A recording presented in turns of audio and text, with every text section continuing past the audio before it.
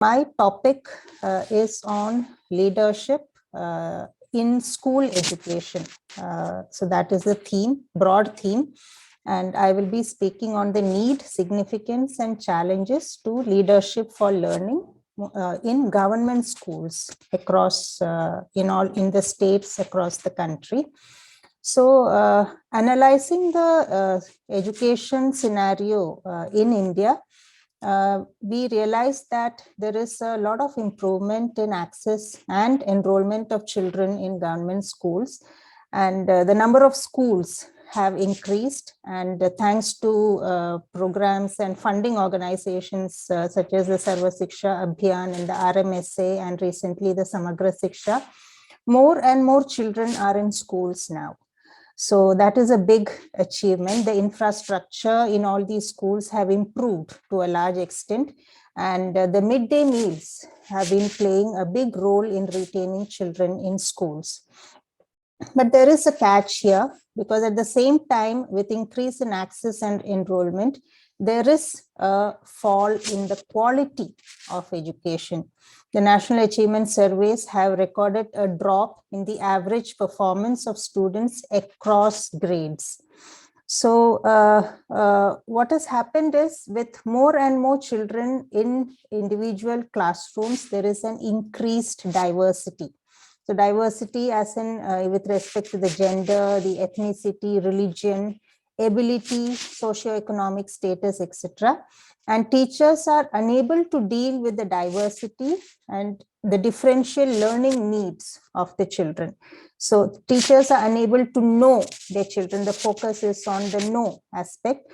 They're not able to relate. They're not able to understand what the children wants in terms of learning opportunities. And this on one side. And at the global level, there is an increased modernization. As you all know, there is globalization and there is a technology boom. And to fit into the increased globalization, and there is a big pressure for the learners to become the 21st century learners, which means that they have to manage complex ways of thinking and working. So when I say complex ways, it talks about creative thinking and critical thinking, all higher order thinking skills, problem solving, reasoning, and analysis. And learners have to become, there is a big focus on learners being lifelong learners. So this is the key to become the 21st century learner. So, and also in the education sector, the school education, the focus has shifted from being curriculum centered to being learner centered. And schools are in a lot of emphasis. There's a lot of emphasis on learner-centered education, activity-based education. And so that within this huge diversity, the teachers are expected to personalize the learning experiences so that every student has a chance to succeed. So, the diversity on one side, and there is this whole lot of expectations on what an ideal classroom situations should be, and an ideal pedagogy and content of teaching should be. So at this point and at this juncture, there is this imperative need to invest in instructional leadership. So instructional leadership has other names, which is pedagogical leadership, leadership for learning, etc. So this kind of leadership, it focuses exclusively on improving the student learning in schools.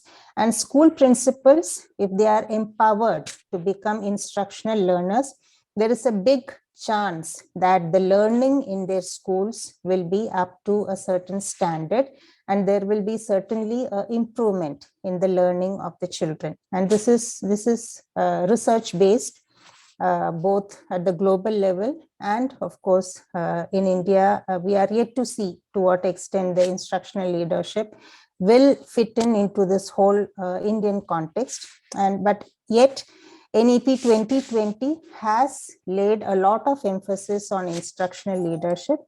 expecting that this would ensure an inclusive, equitable, and quality education. But instructional leadership in government schools in India is not an easy job.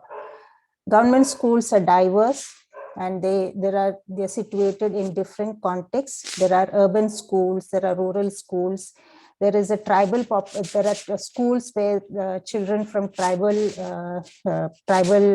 population, they are maximum children are enrolled in these schools in conflict prone zones, in urban slums, etc. So geographically difficult context. And then there are the small schools, there are the big schools. And there is, if we look at the Unified District Information System for Education, the UDICE Plus, it says that the dropout rate for primary students went up from 0.8% in 2020-21 to 1.45% in 21-22. So this is a big challenge for the school principals. And though I said that infrastructure has indeed increased, the UDICE data says that basic needs such as drinking water, electricity, and girls' toilet, these have indeed improved in government schools. But computer facilities, there are only 47.5% schools with computer facilities. Internet facilities is only 33.9%. And electricity is not in all schools. 89.3% schools only have electricity, though there is an improvement in that. So this is a brief glimpse of certain challenges.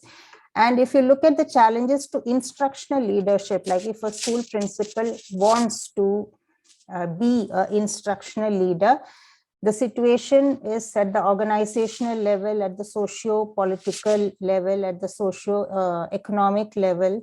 There are a lot of challenges. For example, different schools have this huge vacant positions of teachers. Many school heads say that the subject teachers are lacking in their schools, and not just for 1 or 2 years, but for about 4 or 5 years. They do not have subject teachers. Now I'm talking about highly remote schools in the country. And at the same time, there is a pressure from the education officials to improve the achievement scores of children. And school heads and teachers, they are engaged in non-academic tasks such as the census and the elections, etc. Parents, as you know, as Sir was also saying, they are usually the daily wage workers, and their involvement in this education of children is negligible. And at the same time, there is apathy towards government schools in the community. Many, you know that there is a trend where children are moving away from government schools to private schools. And school principals have less autonomy or the freedom to take decisions because they are at the lowest category in the education hierarchical ladder. And many a times they get trapped in something called activity traps, where mostly they end up doing administrative jobs with less focus on instructional work or the instruction. The focus is usually on doing administrative jobs around the school with less focus on actual classroom teaching learning process. And excuse me.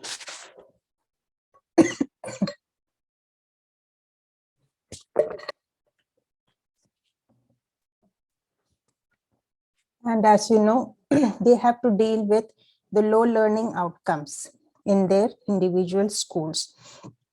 So as a solution to this kind of issues which I've been saying, what will an instructional leader do? What are the kind of beliefs and values that an instructional leader would have?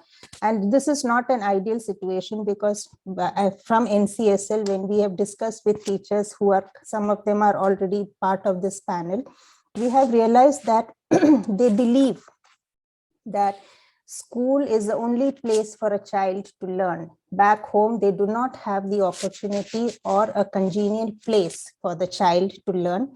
So they need to invest mostly and make the school a quality place for education. This is something that a school principal as an instructional leader has realized. And a school principal as an instructional leader goes with the fundamental belief that each child has a right to learn, the right to quality education, and the right to inclusive and equitable education. Resilience and commitment are key values that an instructional leader has. And there is always this desire for perpetual improvement. So this is very important because we don't want our schools to stagnate. There is always a need for the schools to move ahead and make a school a very vibrant learning organization. So other than this, what will an instructional leader do? He or she will have a strong vision for the school, a strong focus on learning. And this vision acts as a signpost for the school principal to lead the teachers, the parents, the community into a certain direction. A school principal in a leadership as an instruction leader will strategize resources and will be an efficient resource manager. For example, different schools have less teachers, they have less infrastructure. So how do you network with different organizations so that you get what you want in your school, whether it's the teachers or whether it's the infrastructure, etc. I'll not go into the details. A lot of things that I can talk Subitha, about would these. would you be able to conclude? Yes. Yeah. So just give me 2 minutes, Shri Kumar sir. So another thing will be coordinating and contextualizing curriculum and helping a teacher develop as site leaders and focusing on creating a positive school climate in the schools. This is very important. And as an instructional leader, he or she will improve the school and community partnership. So I conclude saying that with all these qualities, which is there in the government schools among the school principals, with all these, they will improve the learning outcomes, lead their schools towards change, and make their schools a learning organization, adaptive and responsive to the changing conditions. Thank you very much.